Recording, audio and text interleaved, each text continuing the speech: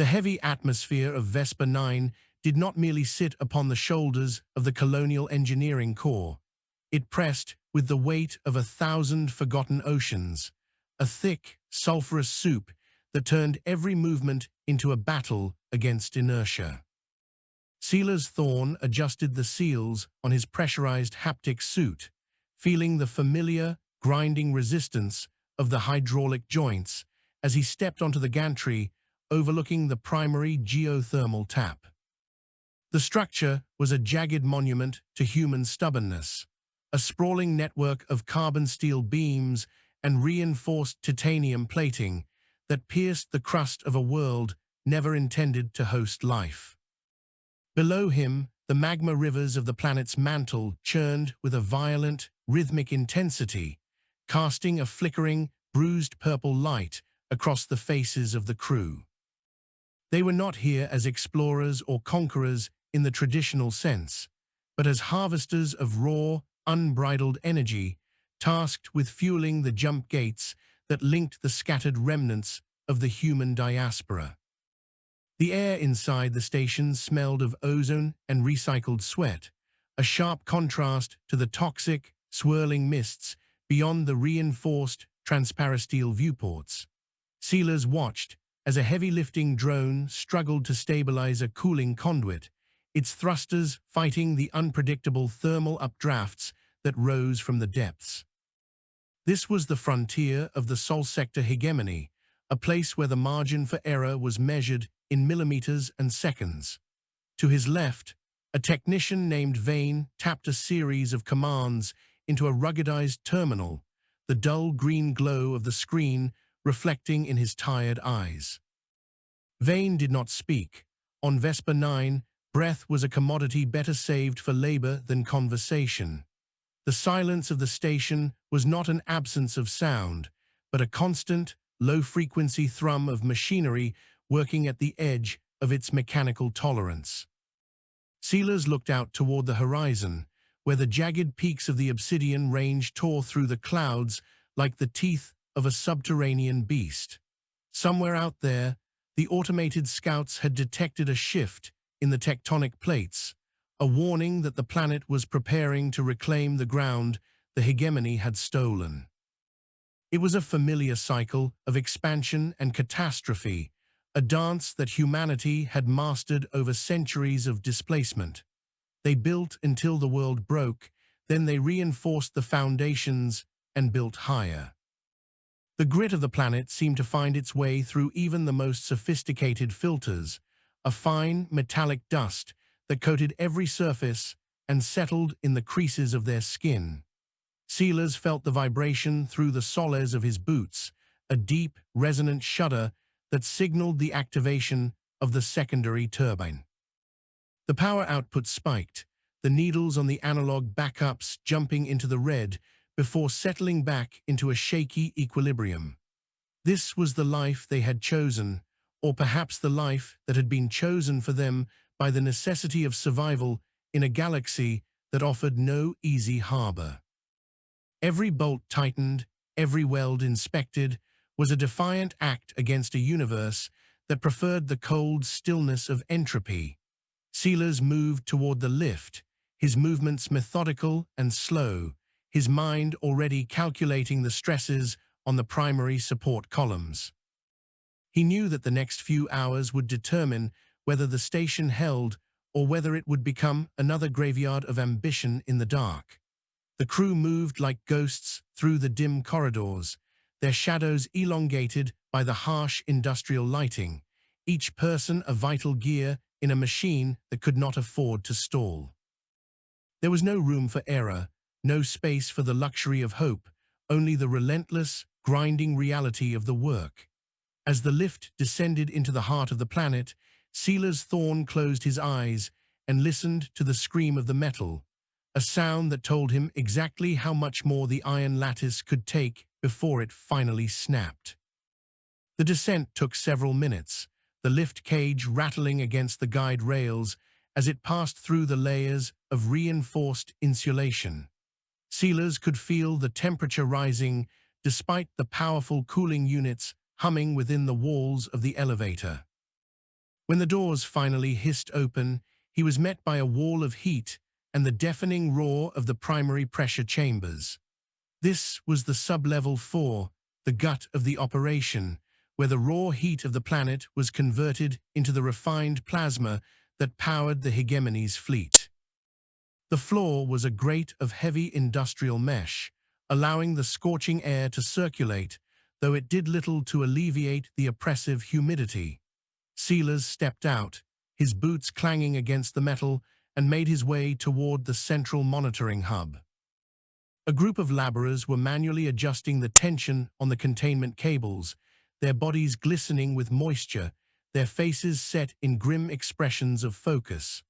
Among them was Aris, a veteran of the Outer Rim strikes, a man whose skin was a map of scars and radiation burns. Aris caught Silas's eye and gave a sharp, curt nod, a gesture of mutual recognition in a place where words were often lost to the noise. The tension in the room was palpable, a physical sensation that tightened the chest and made the skin prickle. They were pushing the equipment harder than it was ever designed to go, demanding more from the steel and the circuits than the engineers had ever intended. But the orders from the central command were absolute. The energy quotas had to be met, regardless of the cost to the hardware or the personnel. The Hegemony was at a tipping point, its resources stretched thin by the ongoing efforts to terraform the barren husks of the inner belt. Without the power from Vespa 9, the entire sector would go dark, and the fragile stability of the human territories would collapse into chaos. Silas reached the terminal and began scrolling through the diagnostics, his fingers moving with a practiced speed that belied his fatigue. The structural integrity of the main bore was at 84% and falling, the constant seismic activity of the planet acting like a slow-motion sledgehammer against the foundations. He knew the risks better than anyone, having spent a decade overseeing the construction of deep-crust installations across 3 different star systems. He had seen stations buckle under less pressure, watched as the relentless forces of nature reclaimed what had been built with such arrogance. Yet there was a certain grim satisfaction in the struggle, a sense of purpose that came from staring into the abyss and refusing to blink. He adjusted the flow regulators, shunting more coolant to the overheating bearings, watching as the temperature readings stabilized for a fleeting moment. It was a temporary fix, a bandage on a sucking chest wound, but in this environment, a few more minutes of stability was a victory. The hum of the turbines changed pitch, moving from a steady drone to a frantic, high-pitched whine that set Silas's teeth on edge. He tapped his comms, the signal crackling with static from the surrounding electromagnetic interference. He called for a status report from the surface teams, his voice steady despite the adrenaline surging through his veins. The response was a fragmented mess of technical jargon and panicked reports of surface fissures opening near the landing pads. The planet was waking up, and it was angry. Silas didn't need the sensors to tell him that. He could feel it in the marrow of his bones, a primal instinct that warned of approaching catastrophe. He looked at the men and women working around him, people who had sacrificed their lives to this hunk of rock, and he felt a sudden, fierce wave of protective resolve. They were not just workers, they were the vanguard of a species that refused to be extinguished. As the seismic tremors intensified, the overhead lights flickered and died, replaced by the harsh, rhythmic pulsing of the emergency strobes. The red light washed over the machinery, turning the chamber into a hellish landscape of shifting shadows and crimson highlights. Silas grabbed a nearby handrail as the floor bucked beneath him, the sound of grinding stone echoing through the shafts. A containment pipe burst 20 meters away, spraying superheated steam into the air with a shriek that drowned out the sirens. 2 workers were caught in the blast, their screams cut short as they were enveloped in the white cloud. Silas moved instinctively, dragging a heavy emergency shutter across the corridor to isolate the leak, his hands burning through his gloves. He didn't have time to mourn. The mission was the only thing that mattered. He fought his way back to the terminal, which was now spitting sparks as the internal components began to melt. He bypassed the safety interlocks, overriding the automated shutdown sequence that the station's computer was trying to initiate. If the bore shut down now, the sudden change in pressure would cause a catastrophic collapse of the entire crustal segment. They had to keep the power flowing, had to vent the energy into the storage capacitors to prevent a total blowout. Silas's vision began to blur from the heat, but he forced himself to focus on the flickering data. He saw the surge coming before the sensors even registered it, a massive pulse of geothermal energy rising from the core like a tidal wave of fire. He screamed a warning over the intercom, telling the crews to evacuate to the upper levels, but he knew many wouldn't make it in time. He stayed at his post, his fingers dancing across the ruined keyboard, his mind focused on a single objective, holding the line. He could hear the structural supports of the station beginning to fail, the scream of twisting metal echoing through the chamber like a dying animal. The Iron Lattice was breaking, its bones snapping under the pressure of a world that hated it. But Silas Thorne was a product of a lineage that had survived the collapse of Earth, the freezing voids of the Kuiper Belt, and the radioactive storms of the Jovian moons. He was a human, and he was built for this. He slammed his fist onto the manual release, triggering the emergency discharge of the plasma reserves. The station groaned as the massive energy dump occurred, a blinding flash of light illuminating the depths of the bore. The pressure stabilized, the needle on the gauge dropping back into the yellow zone, and the violent shaking of the floor began to subside. For a moment, there was a heavy, expectant stillness in the air, broken only by the hiss of escaping steam and the distant, muffled sound of the surface team's recovery efforts. Silas slumped against the terminal, his breath coming in ragged gasps, his body trembling with the aftereffects of the adrenaline. He had held it together, at least for now. He looked around the ruined chamber, at the scorched metal and the bodies of those who had fallen, and he felt a cold, hard knot of determination tighten in his chest. They would rebuild. They would fix the pipes, reinforce the supports, and they would continue to draw the lifeblood from this planet until there was nothing left to take, because that was what they did. They were the engineers of the impossible, the architects of the defiant, and as long as a single human heart beat within the Iron Lattice, the fire would never go out. The recovery effort began before the dust had even settled, a testament to the brutal efficiency of the Hegemony's labor protocols. Silas climbed back to the surface level, his haptic suit scorched and peeling, its internal diagnostics flashing a dozen different warnings. He found Vane near the primary airlock, the older man leaning against a stack of crates, his face covered in a thick layer of soot.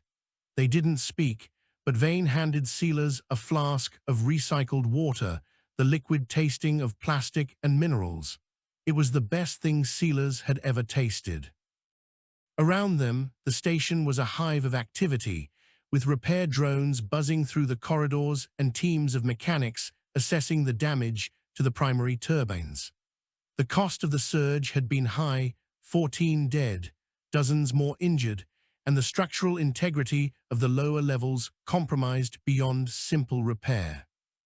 But the jump gates were still operational, the plasma flow had been maintained, and the Hegemony's expansion would continue unabated. Silas looked out through the reinforced windows at the desolate landscape of Vespa 9. The storm was passing, the purple clouds thinning to reveal a glimpse of the harsh, cold stars beyond.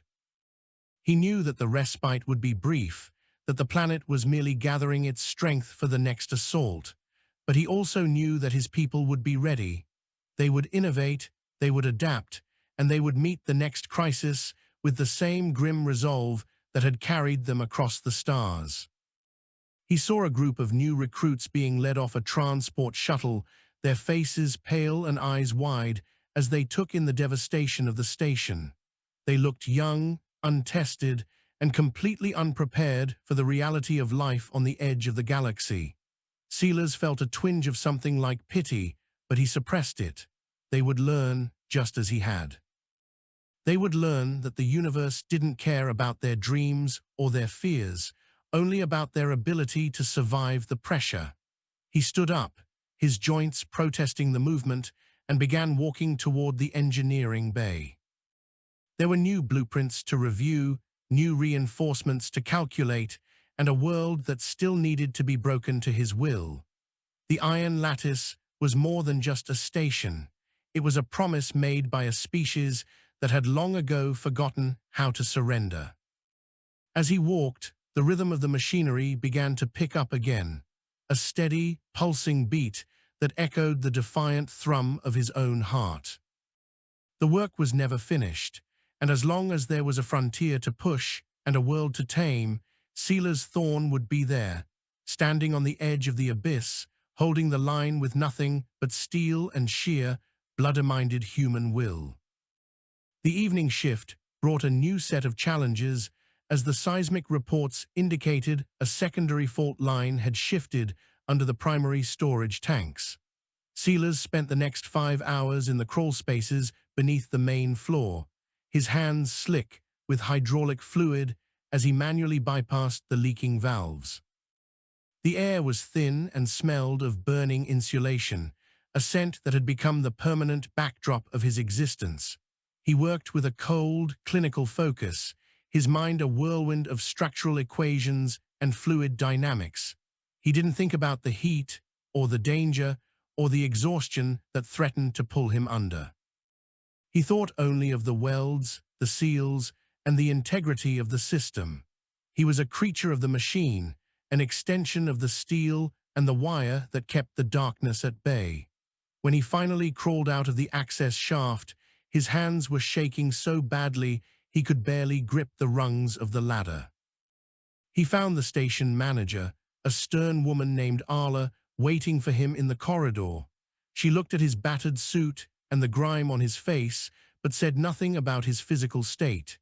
Instead, she handed him a data pad with the latest energy requirements from the central hub. The demand had increased again, the inner colonies were facing a severe winter, and the terraforming units were drawing record amounts of power. Vespa 9 was expected to increase its output by another 15% within the next 72 hours. It was an impossible request, a death sentence for the already strained equipment. Silas looked at the numbers, then back at Arla. He didn't argue, didn't complain about the impossibility of the task. He simply nodded and took the pad. He would find a way. He would squeeze every last drop of energy from the planet's core, would push the turbines until they screamed, and he would ensure that the Hegemony remained powered. Because that was the burden of his kind, the price of their survival in a hostile galaxy. They were the ones who did the heavy lifting, the ones who stood in the fire so that others could live in the light. He turned and headed back toward the control room, his footsteps heavy but certain. The Iron Lattice might be built on a foundation of shifting stone and volcanic fire, but its true strength lay in the people who refused to let it fall. As the primary engines roared back to life, Silas felt a strange sense of peace. In the struggle against the impossible, he had found his place. He was a human, and he was home. As the first light of the distant sun began to filter through the sulphurous haze of Vespa 9, Silas stood on the observation deck, watching the world wake up.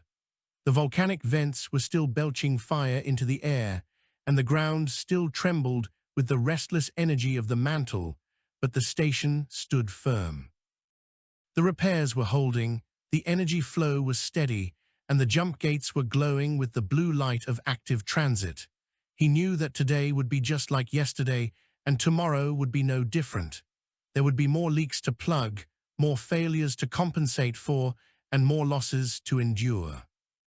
But as he looked out at the harsh, unforgiving landscape, Silas Thorne didn't see a threat. He saw a challenge.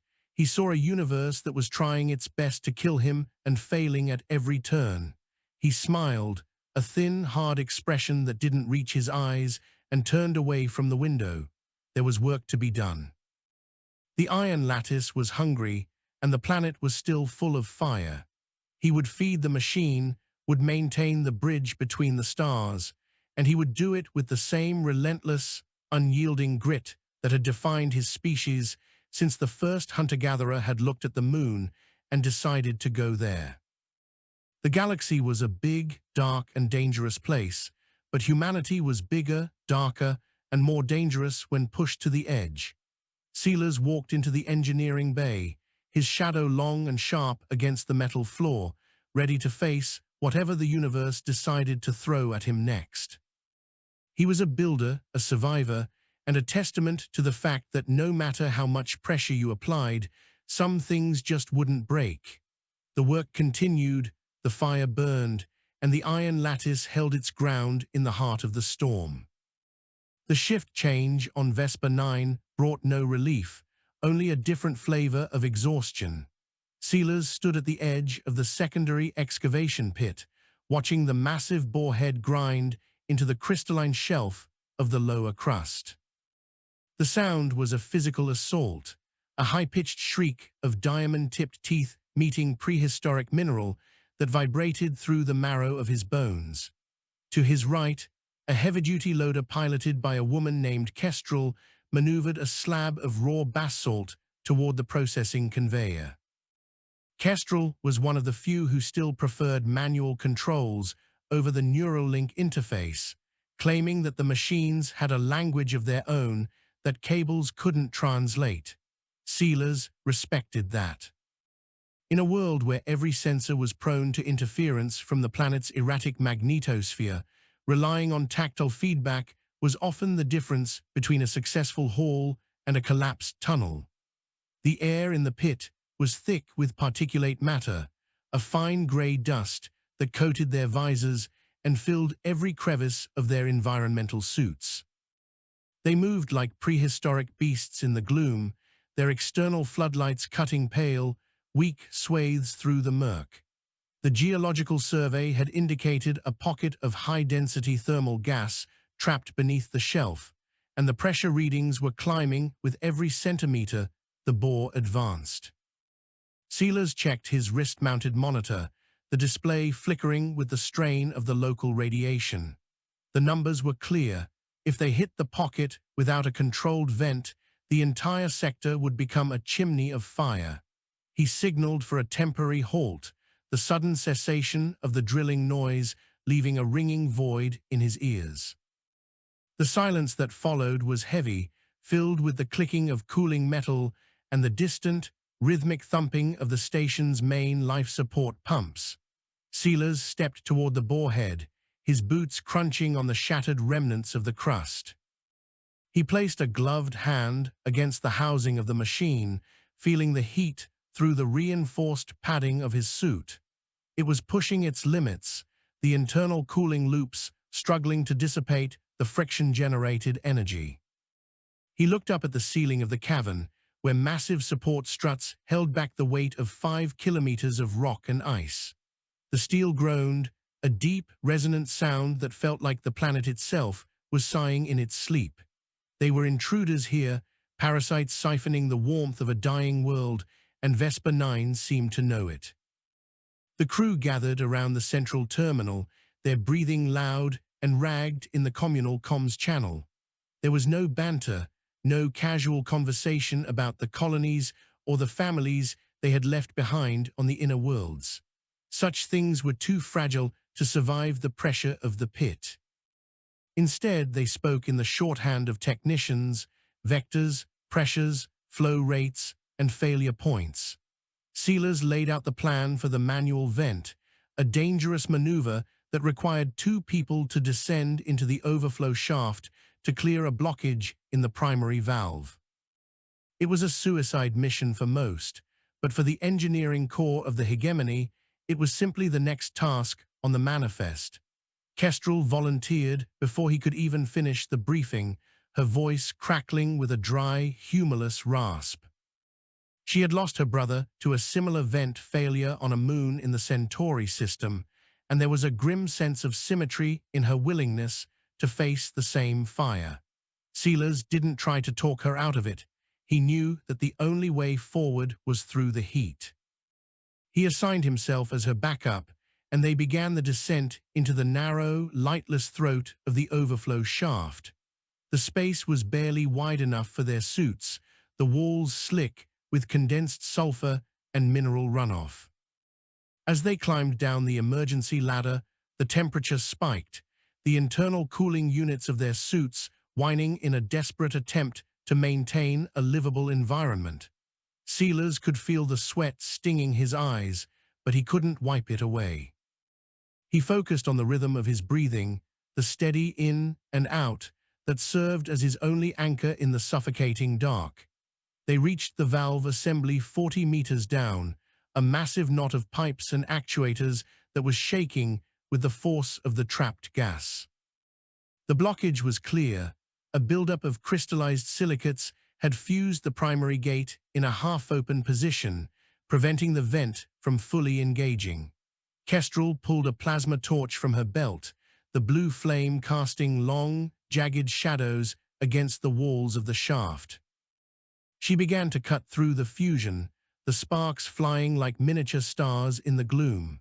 Silas held the support bracket, his muscles screaming under the strain as the vibration from the gas pocket tried to shake them loose.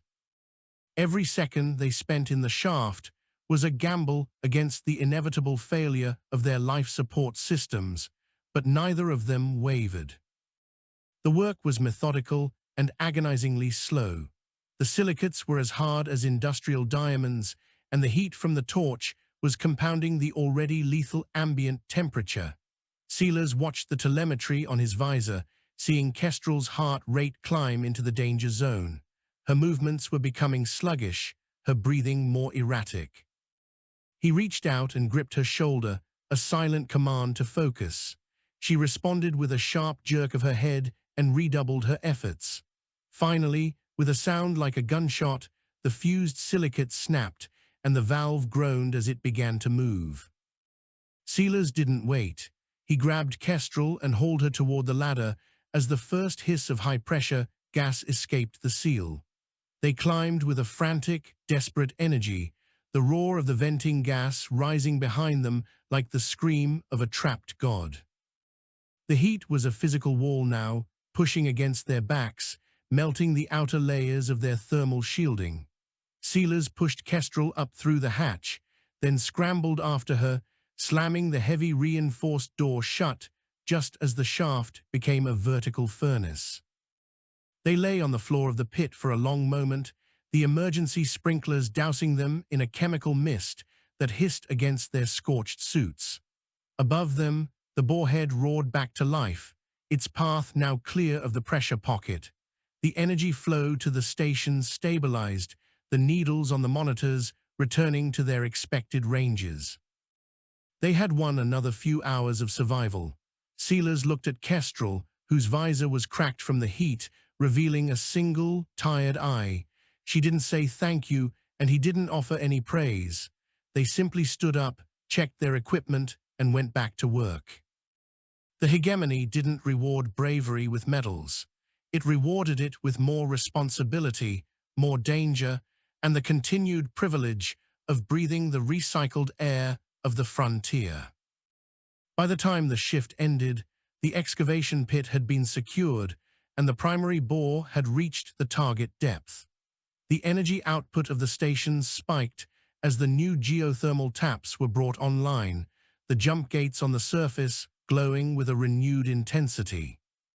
Silas returned to the upper decks, his body feeling like it was made of lead and broken glass. He stripped out of his haptic suit in the decontamination chamber, the cool air of the station feeling like a benediction on his raw skin. He looked in the mirror, seeing a man he barely recognized, a face etched with lines of stress and the permanent pallor of someone who lived beneath the ground.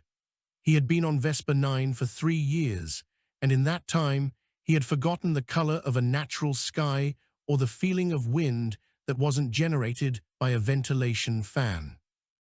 But he didn't regret it.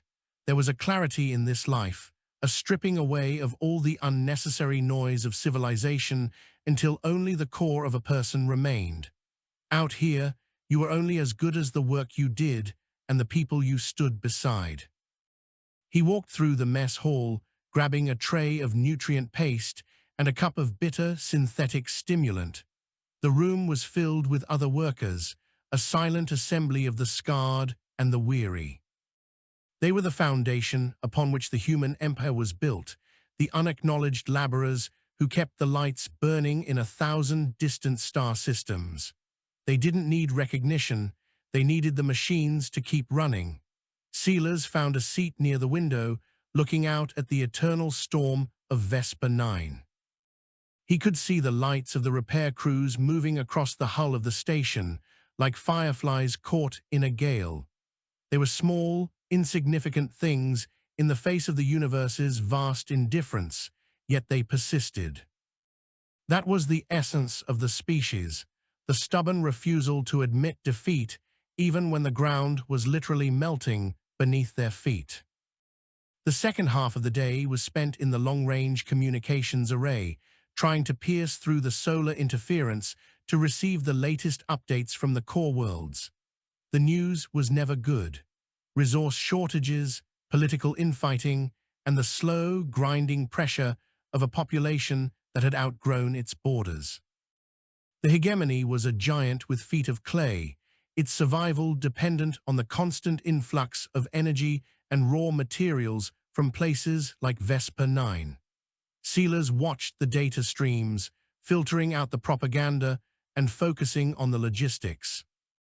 He saw the numbers for the next shipment of heavy machinery, the arrival dates for the new recruits, and the casualty lists from the fringe sectors.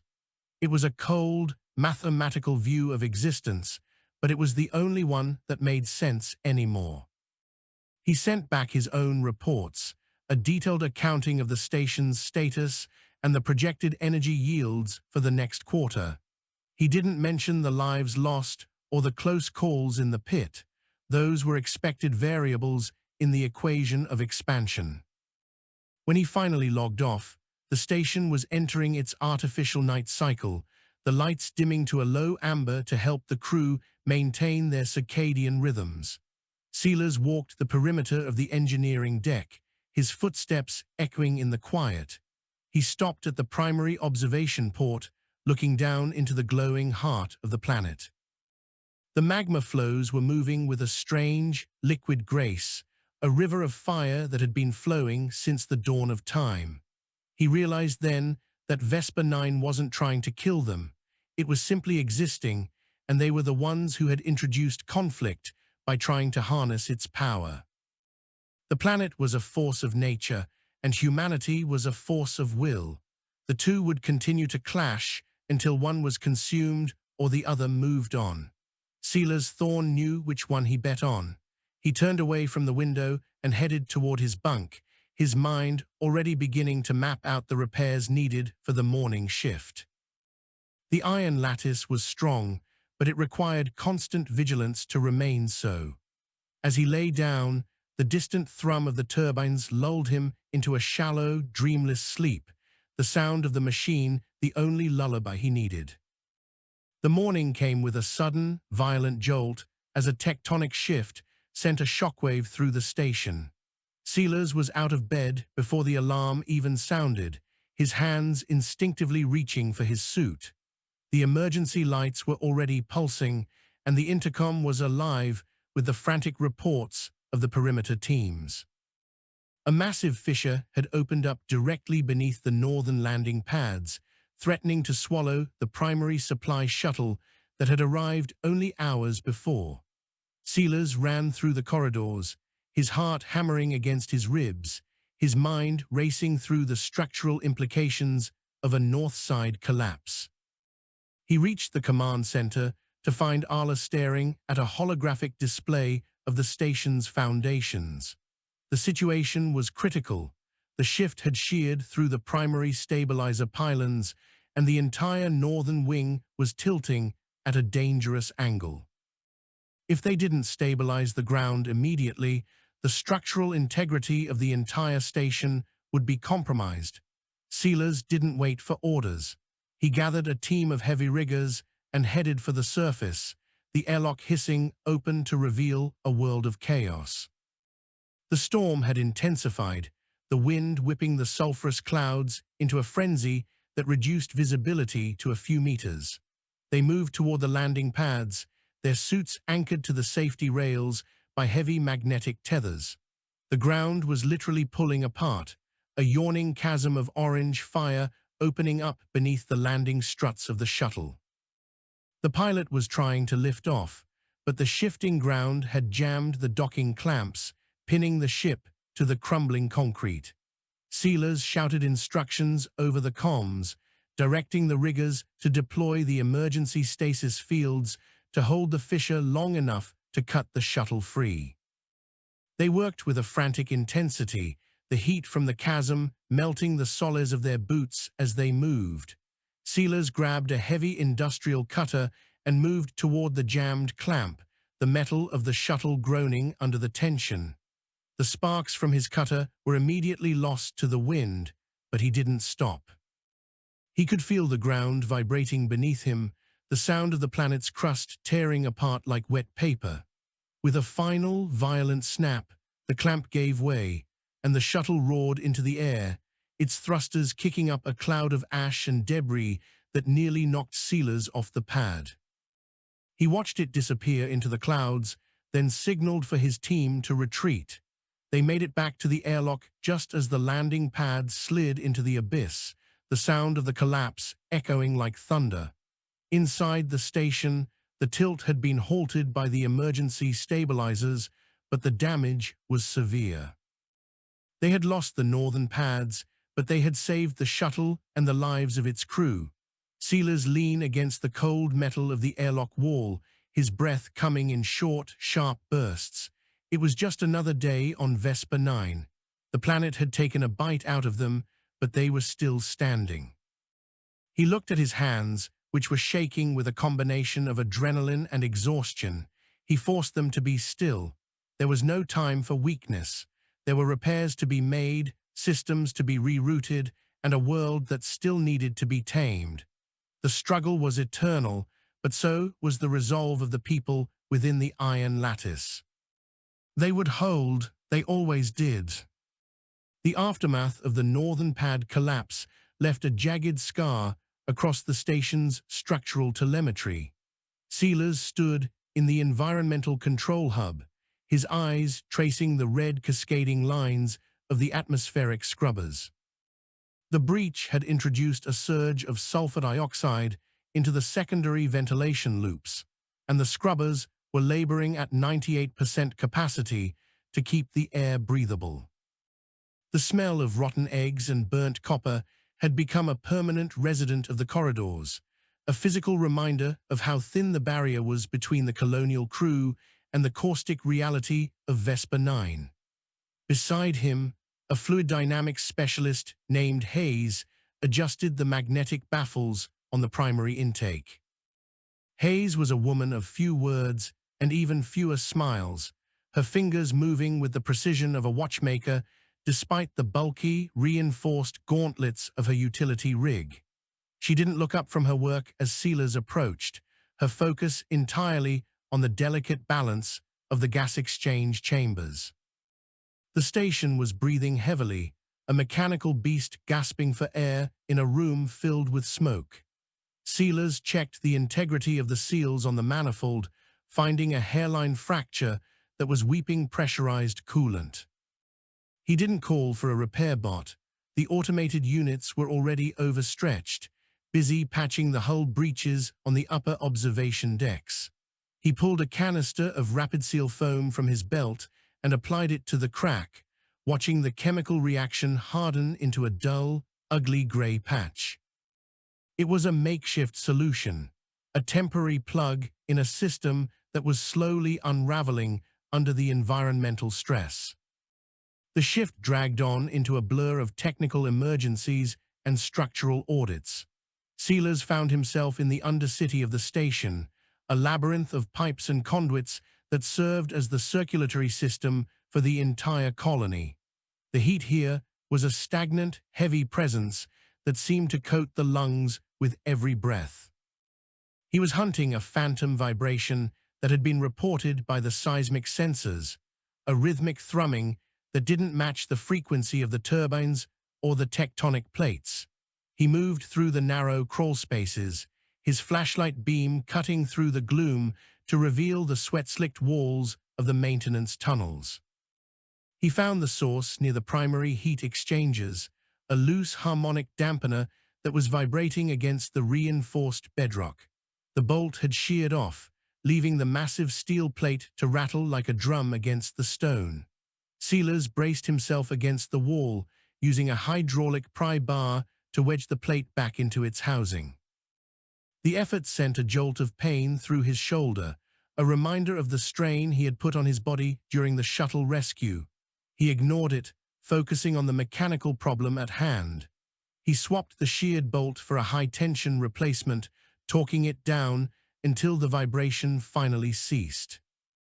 The sudden quiet was unsettling, a vacuum of sound that made the hair on his neck stand up. He stayed there for a moment, listening to the heartbeat of the station. It was a fragile thing, a symphony of metal and electricity playing against the backdrop of a world that wanted only to be still. He wondered briefly how many more bolts were holding, how many more welds were waiting to snap, but he pushed the thought away. Doubt was a luxury that the engineering corps couldn't afford. When he emerged from the tunnels, he was met by a messenger from the medical wing. A transport had arrived from the southern mines, carrying a dozen workers who had been caught in a localized cave-in. The injuries were severe: crushed limbs, internal hemorrhaging, and the inevitable lung damage from inhaling the mineral dust. Silas followed the messenger to the infirmary, not because he was a medic, but because the life support systems in the medical wing were failing.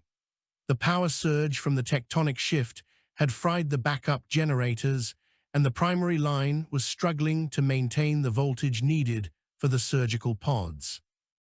He found the head of the medical unit, a man named Mech, working by the flickering light of a handheld lantern. Mech's face was a mask of grim concentration as he tended to a worker whose leg had been pinned by a fallen support beam. Silas didn't wait for an explanation. He went straight to the power distribution panel and began stripping the wires. He bypassed the damaged regulators, shunting power from the non-essential lighting in the mess hall to the infirmary's life support grid. The surgical pods hummed back to life, their monitors casting a steady blue glow over the room. Mech looked up, gave a short nod of acknowledgement, and went back to his work. There was no time for gratitude, only the relentless, grinding necessity of the moment. Silas stayed in the infirmary for an hour, monitoring the load and ensuring the surge didn't blow the remaining fuses. He watched as the medics worked with a cold, practiced efficiency, their hands moving with the same mechanical precision as the engineers in the pit. This was the reality of the frontier, a constant battle against the odds, where every life saved was a victory stolen from the void. By the time the power grid was stabilized, the artificial night had fallen again. Silas returned to the engineering deck, his mind a whirlwind of data and logistics. The energy quotas for the next shipment were looming, and the loss of the northern pads had complicated the transport schedule. They would have to use the secondary launch tubes, which were older and less reliable, or risk the hazardous overland route to the southern spaceport. Silas reviewed the maps of the lava plains, looking for a path that was stable enough for the heavy crawlers. The terrain was a shifting mosaic of basalt and obsidian, a landscape that changed with every minor tremor. He found a possible route through the Cinder Flats, a relatively flat expanse of volcanic ash that might hold the weight of the transports. He marked the coordinates and sent them to the logistics team, knowing that he would likely be the one leading the convoy. He didn't mind the prospect of the surface. The danger was more direct there, less insidious than the slow decay of the station's internal systems. He checked the status of the primary bore one last time, seeing that the pressure was holding at a steady, if elevated, level. The Iron Lattice was still standing, its bones aching but its spirit unbroken. He felt a sudden, sharp pang of pride in the work they were doing, a sense of belonging to something larger than himself. They were the ones who kept the fire burning, the ones who ensured that the Hegemony didn't flicker out in the cold. The night shift was quiet, the only sound the low, rhythmic pulsing of the life support fans. Silas sat in the observation lounge, looking out at the storm-tossed surface of Vespa 9. The lightning was a constant presence now, great arcs of white-hot energy dancing across the purple clouds. It was a beautiful, terrifying sight, a reminder of the raw power of the universe. He thought about the people on the inner worlds, the billions who lived their lives in the comfort of climate-controlled habitats, never knowing the weight of the atmosphere or the taste of mineral dust. They were the ones they were working for, the ones who provided the purpose for their struggle. But Silas didn't envy them. He preferred the grit of the station, the heat of the pit, and the companionship of people who knew what it meant to fight for every breath. There was an honesty in this life that was missing from the core, a stripping away of the illusions of safety and permanence. Here, you knew exactly where you stood, and you knew exactly what you were worth. He finished his cup of synthetic stimulant, the liquid cold and bitter in his mouth, and stood up to begin his final rounds. The station was holding, the crew was working, and the fire was still burning in the heart of the planet. As he walked through the quiet corridors, Silas felt a strange sense of anticipation. The seismic readings were indicating a new pattern of activity, a deep crust resonance that suggested something massive was moving far below the surface. It wasn't the usual erratic tremors of a cooling planet, but a rhythmic, intentional pulse that felt almost like a heartbeat.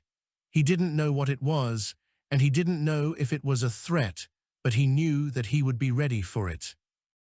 The Iron Lattice had been built to withstand the worst the universe could throw at it, and Silas Thorne had been built to ensure it did. He reached the engineering bay and began checking the calibration on the seismic sensors, his fingers moving with a slow, deliberate grace. He would monitor the pulse, he would analyze the data, and he would find a way to harness it if he could. That was the human way, to find the power in the chaos and turn it to their advantage. He was a builder, a survivor, and a defender of the flame. And as long as the Iron Lattice stood, he would be there, standing watch in the dark. The final hour of the shift was spent in a meeting with the station's senior staff. Arla looked more tired than usual, the lines around her eyes deeper in the harsh fluorescent light. The reports from the southern mines were worse than expected. The cave-in had destroyed 2 of the primary harvesters, and the production levels were falling. The Hegemony was already complaining about the delays, and there were rumors of a disciplinary audit from the central hub. Arla didn't seem bothered by the threats, her focus entirely on the immediate needs of her people. She asked Silas for his assessment of the northern repairs and the feasibility of the Cinder Flats route. He gave her the numbers, the risks, and the projected timelines with the same clinical detachment he used for everything. He didn't sugarcoat the situation. They were in a bad spot, and it was going to get worse before it got better. But he also told her that the crew was ready, that the equipment was holding, and that they would meet the quotas one way or another. Arla nodded, a small, tired smile touching her lips for the first time in days. She dismissed the meeting, and Silas watched as the other staff members filtered out, their faces set in the same grim expressions of focus.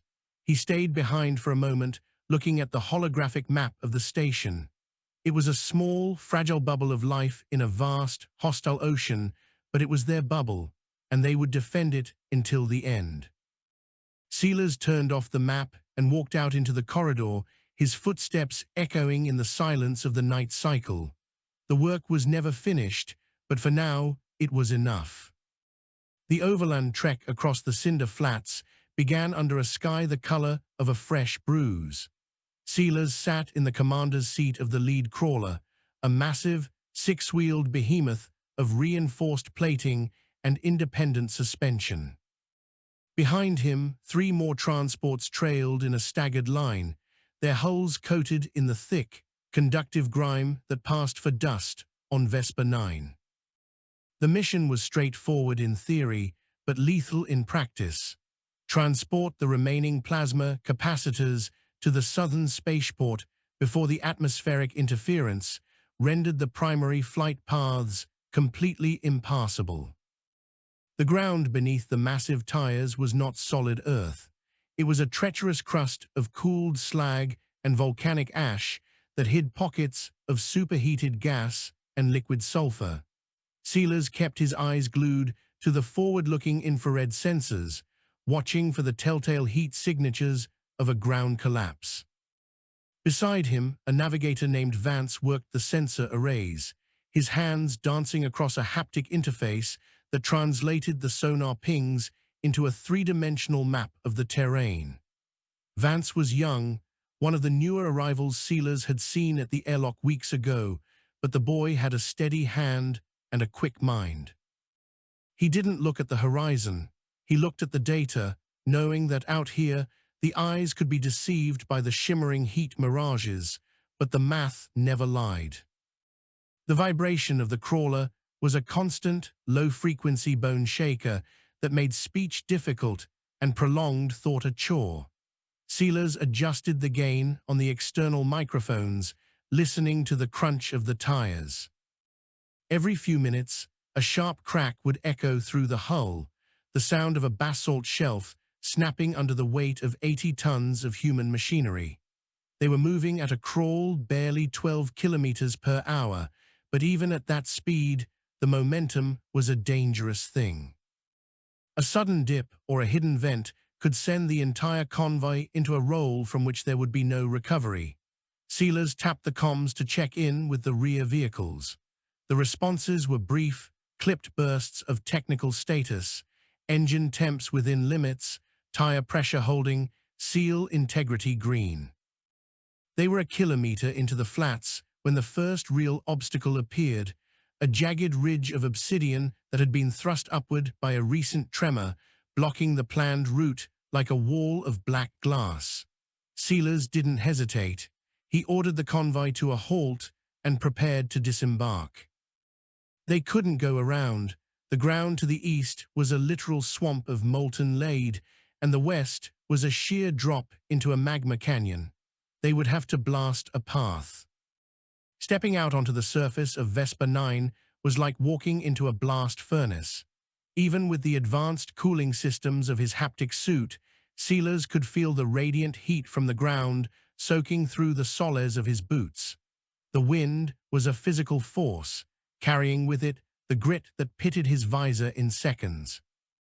He and a demolition specialist named Jax moved toward the ridge, carrying a crate of shaped charges. Jax was a quiet man, his suit covered in the patches of a dozen different mining colonies, each one a testament to a career spent blowing holes in the galaxy. They worked in a practiced rhythm, drilling into the base of the obsidian wall and tamping the charges with thermal paste. There was no conversation, only the rhythmic hiss of the pneumatic drill and the distant, lonely howl of the wind. Silas watched the horizon, where the massive lightning storms of the upper atmosphere were beginning to descend. They had maybe 20 minutes before the static discharge became a direct threat to their electronics. Jax signaled he was finished, and they scrambled back to the safety of the lead crawler, the magnetic locks on the door clunking shut with a finality that Silas felt in his chest. The detonation was a muffled thump, followed by a shower of black glass that hammered against the crawler's armor like hail. Silas didn't wait for the dust to settle.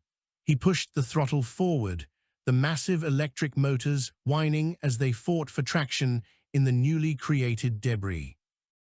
The crawler groaned, the internal structure complaining as it climbed over the shattered remains of the ridge. For a moment, the vehicle tilted at an alarming angle, the portside wheels spinning in the air, before the weight shifted and it slammed back down onto the flats. The rest of the convoy followed, their movements coordinated and precise. They were back on track, but the delay had been costly. The atmospheric sensors were screaming now, the static buildup in the clouds reaching a critical threshold. A bolt of lightning struck the ground less than 50 meters away, the EMP ripple causing the crawler's internal monitors to flicker and reset. Silas gripped the steering yoke, his knuckles white. They had to push. The second half of the journey was a descent into a localized hell. The wind picked up, turning the grey ash into a blinding curtain that reduced their visibility to the edge of the front bumper. They were navigating entirely on Vance's sonar pings now, the kids face pale in the green glow of the terminal. Another strike hit the second transport, a direct hit to the communication mast. The vehicle veered off course for a terrifying second before the backup systems kicked in and brought it back into line.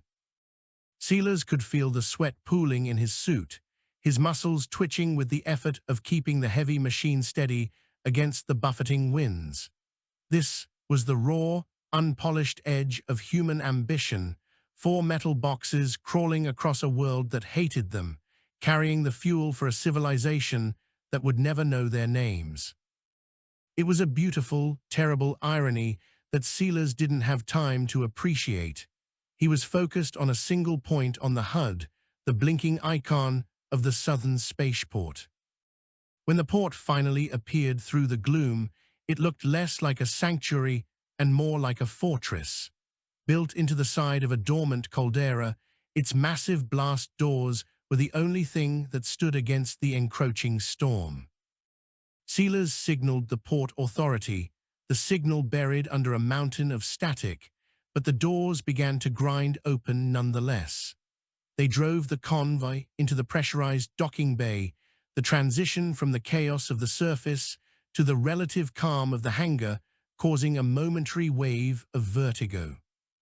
Silas shut down the engines, the sudden silence of the motors leaving only the sound of his own heavy breathing. He sat there for a long minute, his hands still gripped around the yoke. They had made it. The capacitors were delivered, the energy flow was maintained, and the Hegemony would stay powered for another cycle. He climbed out of the crawler, his legs feeling like they were made of water.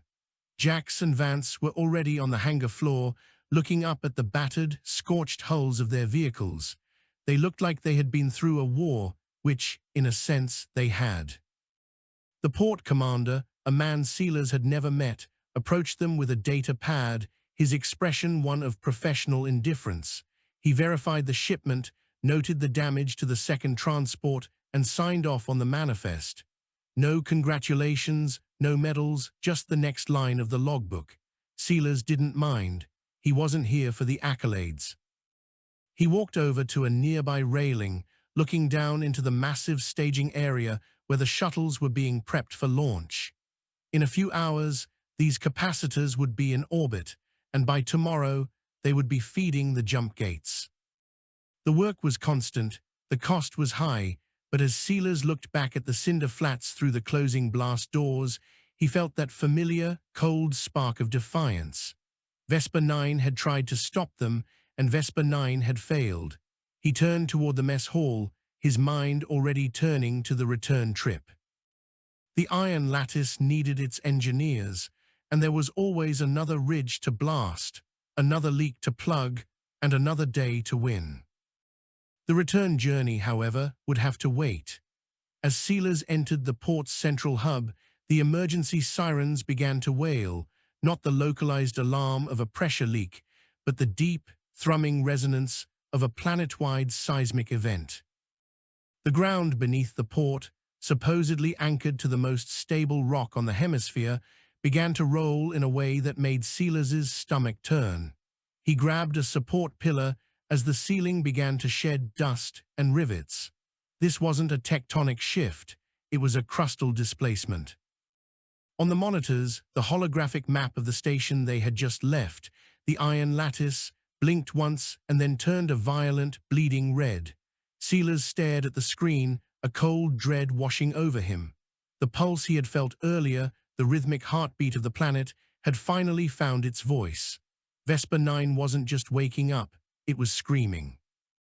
The port commander was shouting orders, but his voice was drowned out by the sound of the caldera itself beginning to groan. Silas fought his way to a terminal, his fingers flying across the keys to pull up the long-range sensors of the Iron Lattice. The data that streamed back was a nightmare.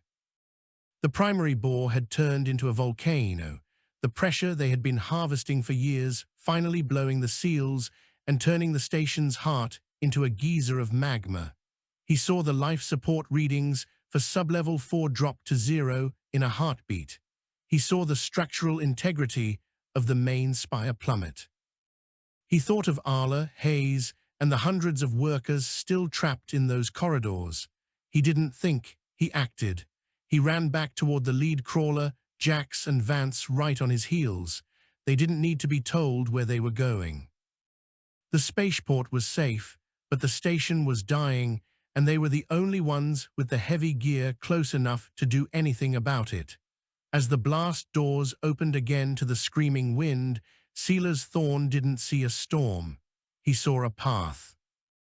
The drive back was a blur of high-speed maneuvers and near misses. They pushed the crawlers far beyond their safety ratings, the motors glowing cherry red in the infrared. They ignored the lightning, ignored the fissures opening in the ash, and drove as if the devil himself were at their heels. The Iron Lattice appeared on the horizon not as a beacon of light, but as a pillar of fire. The central spire was leaning, the venting plasma illuminating the clouds in a terrifying display of white and gold. Silas reached the perimeter fence, or what was left of it, and saw the evacuation shuttles struggling to launch amidst the debris. One had already been swamped by a lava flow, its hull a blackened husk. He steered the crawler toward the primary airlock of the engineering deck, the only part of the station still showing signs of atmospheric pressure. He slammed the massive vehicle against the docking ring, the magnetic clamps screaming as they fought to hold the swaying station. He was going back in. He had to, not for the hegemony, not for the energy, but for the people who had stood in the fire with him. The Iron Lattice was breaking, but it hadn't fallen yet. And Silas Thorne wasn't about to let it. The docking ring of the lead crawler groaned as it mated with the station's buckled engineering airlock. The connection was far from airtight. The scream of escaping atmosphere whistled through the gaps, a high-pitched gale that fought to pull the heat in and the oxygen out. Silas didn't wait for the pressure to equalize. He slammed the manual override on the crawler's hatch and stepped into the breach. Behind him, Jax and Vance were already hauling specialized extraction gear, heavy-duty thermal shields, and portable oxygen scrubbers. The interior of the Iron Lattice was unrecognizable. The polished industrial corridors were now a graveyard of twisted metal and thick, choking smoke that even the suit's filters struggled to process. Gravity was a suggestion at best. The station's tilt had rendered the floors into steep, slippery inclines coated in hydraulic fluid and condensation. Silas braced his boots against the bulkhead and began to climb toward the primary control hub. The lights were dead, leaving only the strobing crimson of the emergency beacons and the orange glow of the encroaching magma from the lower levels. They found the first survivors huddled in a maintenance alcove near the secondary turbine room. A group of 5, their faces hidden behind emergency breathing masks, their eyes wide with the hollow stare of the shell-shocked. Hayes was among them, her utility rig scorched and one of her mechanical arms hanging limp at her side. She didn't waste time on a greeting.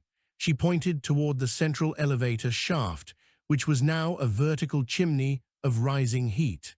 The primary command deck was cut off, and the fire suppression systems had been severed by the crustal displacement. Arla and 40 others were trapped in the hub, their only exit blocked by a structural collapse that had fused the reinforced blast doors shut. Silas looked at the data on his wrist link. The temperature on the other side of those doors was already high enough to boil blood. They had minutes, not hours. "Jax, get the thermal charges on the door hinge," Silas barked over the comms, his voice steady despite the tremor in the floor. "Vance, hook the winch from the crawler to the main frame. If we can't blow it, we'll rip the damn thing off its track." He turned to Hayes, helping her steady herself. "Can you reroute the cooling flow from the secondary loop? We need a curtain of liquid nitrogen if we're going to get them out of there without catching fire ourselves." Hayes gave a grim nod, her remaining functional hand already stripping the casing off a nearby wall panel. They worked with the desperate, frantic precision of people who had spent their lives fixing things that were never meant to last. The station shuddered again, a deep, resonant boom that signaled another support pillar giving way. The Iron Lattice was folding in on itself, a dying titan sinking into the molten heart of the world. The sound of Jax's charges was a sharp, percussive slap that echoed through the hollow corridors. The blast doors didn't fall, but the hinges buckled, leaving a jagged gap. Immediately, a wave of superheated air rolled out, turning the corridor into an oven. Vance engaged the crawler's winch, the heavy cable snapping taut with a sound like a whip. The crawler roared outside, its massive tires fighting for purchase on the cracked landing pad as it strained against the station's weight. For a terrifying second, nothing moved. Then, with a scream of tortured steel that set Silas's teeth on edge, the blast door began to move. It didn't slide, it tore, the metal shrieking as it was forced through its own frame. A gap wide enough for a person appeared, and Silas was the first one through, his thermal shield raised against the blinding heat. The command hub was a vision of industrial hell. The holographic displays were flickering out, casting ghost-like images of data over the bodies of those who had succumbed to the heat. Arla was at the central console, her hands raw and blistered, as she manually held the override for the atmospheric seals on the remaining evacuation pods. She looked up as Silas approached, her eyes bloodshot but clear. She didn't ask how he got back, she just pointed to the pods. "The rails are jammed," she rasped, her voice a dry whisper. "The pods won't launch. The external hull is warped." Silas looked at the launch tubes. The steel had expanded in the heat, pinning the escape vessels like insects in amber. He didn't have the tools to cut them free, and the station didn't have the power to force the launch. He looked back at the gap in the door, then at the massive winch cable still vibrating with tension. "We aren't using the pods," Silas said, grabbing Arla by the arm and hauling her toward the exit. "We're going out the way I came in. We're going into the crawlers." The trek back to the airlock was a nightmare of endurance. They carried the injured and guided the blind through a landscape that was actively melting. The floors were soft now, the structural steel losing its integrity as the magma rose through the vents. Silas felt the heat through his suit, a searing weight that made every breath a struggle. They reached the airlock just as the crawler's docking ring began to shear away. One by one, they shoved the survivors into the cramped, grease-stained interior of the transport vehicles. There was no room for comfort. They were piled like cordwood against the plasma capacitors. Silas was the last one in, looking back at the Iron Lattice one final time. The station's spine snapped with a sound that drowned out the storm, the central spire toppling into the ash clouds like a felled tree. The drive away from the collapse was a race against a shockwave. As the station's primary geothermal tap finally detonated, A pillar of fire shot 10 kilometers into the atmosphere, turning the night into a blinding, artificial noon.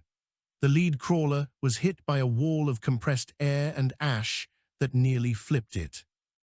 Silas fought the yoke, his muscles screaming as he steered through the rain of molten debris. They didn't look back. They drove until the heat on the sensors began to drop, until the roar of the planet's fury faded into a distant, rhythmic thrum.